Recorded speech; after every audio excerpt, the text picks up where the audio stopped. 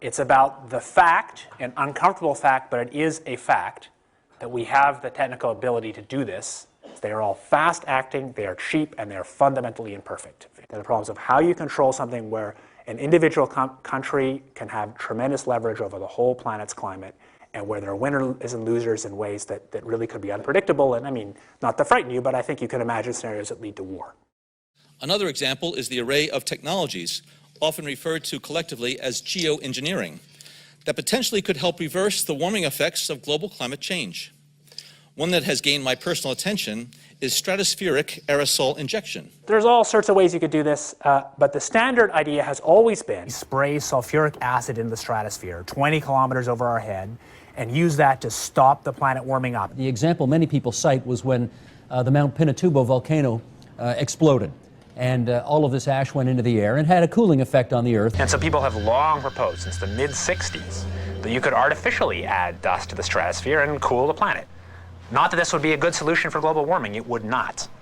But it does show the way we're steadily developing the powers to manipulate the planet with comparative ease. That sulfur in the lower atmosphere is masking some of the climate warming from CO2. So is this the global dimming or something? Yeah. Other leading ideas basically to emulate what big volcanoes do, put material in the stratosphere to reflect sunlight. So the problem is the following. If you add SO2 to the stratosphere, SO2 doesn't condense. So you might want to put alumina in. Alumina has a very high initial refraction. It's very small. It doesn't coagulate. And you can engineer particles that have particular properties. You can get them above the stratosphere. You can concentrate particles near the poles. costs are so cheap that the richest people on the planet could perhaps afford to buy an ice age. It's extraordinarily cheap. I knew it was cheap when I found that they were quoting me in tons.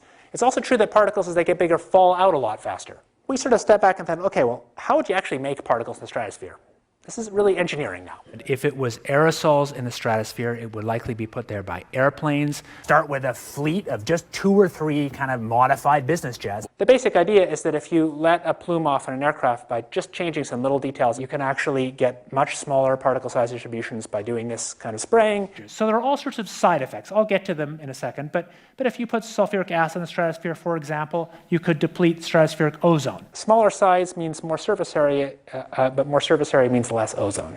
Is the stuff in the stratosphere going to be killing some number of people that are going to be sacrificed? It's an obvious concern. So if it kills 1 million people and we're only bad. doing 1% more, we're just killing 10,000 more people. You can do math. Okay. But that's, so killing people is not the objective here. So if I made a decision, or if there was a collective decision to do a geoengineering program, and you put, say, the kind of program I think makes more sense to put about 1 million tons a year in, but let's say, you might end up killing many tens of thousands of people a year as a direct result of that decision. And so the only thing that we can do to cool the planet, or that society can do to cool the planet, is deploy these sorts of technologies. And by the way, it's not really a moral hazard. It's more like free riding on our grandkids. It's not really a moral hazard. It's more like free riding on our grandkids. It's not really a moral hazard. It's more like free riding on our grandkids. And it means there are going to be winners and losers, just like there are winners and losers for CO2, but they're different winners and losers. So this makes the problem, if anything, harder to solve. You've introduced another dimension of complexity into the managing the planet's climate problem. Numerous air quality studies, including from CARB, California Air Quality Resource Board, have named submicron-sized particulates as being particularly harmful for human respiration. Through all the discussions today, I have not heard any mention of this fallout, and has this been studied, and also the effects of a highly reactive metal like aluminum on toxifying soils and waters? The question is, what would be the effects of these materials on human health if they came down into the stratosphere? In particular, small particles and aluminum. In our climate model, we looked at how much additional acid rain, acid snow you would get from the sulfur coming out of the stratosphere if you did it at a rate of 5 megatons per year or 10 megatons per year of sulfate. And it turns out that amount is so much smaller than what humans put into the troposphere on an annual basis by burning fossil fuels as a byproduct, that even in pristine areas, the soil would have a buffering capacity and it wouldn't be harmful. So the collaborators of mine working on the aerosol scheme are actually folks from Carnegie Mellon who focused on human health impacts. And while we haven't published it, that was the very first thing we did, was do the order of magnitude calculation in the federal pencil paper but with an expert on human health impacts about whether there could be an issue.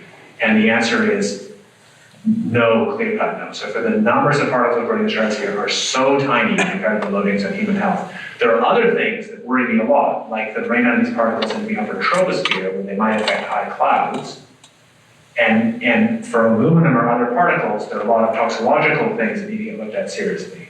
But if you're just thinking about the sheer number of particles and the human health impact of small particles, the answer is, well, we haven't published it. That was the first thing we looked at with some of the leading experts who do epidemiological research on human health impacts, and it's not even close to being an issue. So 10 megatons of aluminum dumped into the atmosphere will have no human health impact. So let me be more careful here. We're to separate out the toxicological, but so the alumina we've only begun to research and publish nothing. The question I was asking was purely about particle number density. So what we did is we said, we looked at some global estimates now we have of aerosol, global estimates that were built for epidemiological purposes of the global loading of aerosols in terms of health impacts. And we said if we added on top of that what we're doing from the stratospheric aerosols, could it have any impact? And the answer is that was totally irrelevant. But that was just on particle number. We haven't done anything serious on alumina, and so there could be something terrible that we'll find tomorrow we haven't looked at. We haven't done anything serious on alumina, and so there could be something terrible that we'll find tomorrow we haven't looked at.